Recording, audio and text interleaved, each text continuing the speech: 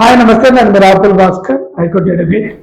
ముఖ్యంగా SC ST కేసులు పెడుతున్నటువంటి వ్యక్తుల యొక్క సంఖ్య బాగా పెరిగిపోతా ఉంది.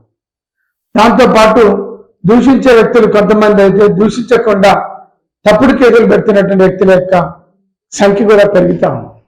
అయితే ఎస్సీ ఎస్టీ పిఓ యాక్ట్ ఒక ముఖ్యమైనటువంటి ఉద్దేశం ఏంటంటే, ఒక వ్యక్తిని, ఒక ఎస్సీని కానీ ఒక ఎస్టీని కానీ కులం పేరుతోటి అవమానించాలనేటటువంటి ఒక ఉద్దేశంతో ఇతర వ్యక్తుల మధ్యలో తిడితే తప్ప ఆ చట్టం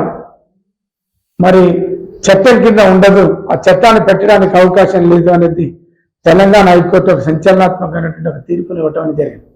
అందుకనే సోషల్ మీడియాలో పెట్టేటటువంటి కామెంట్స్ ని బేస్ చేసుకొని, లేదు వాట్సాప్ లో పెట్టేటటువంటి కామెంట్స్ ని బేస్ చేసుకొని ఎస్సీ ఎస్టీ కేసులు పెట్టడం చెల్లదు అని తీర్పు ఇవ్వడం జరిగింది.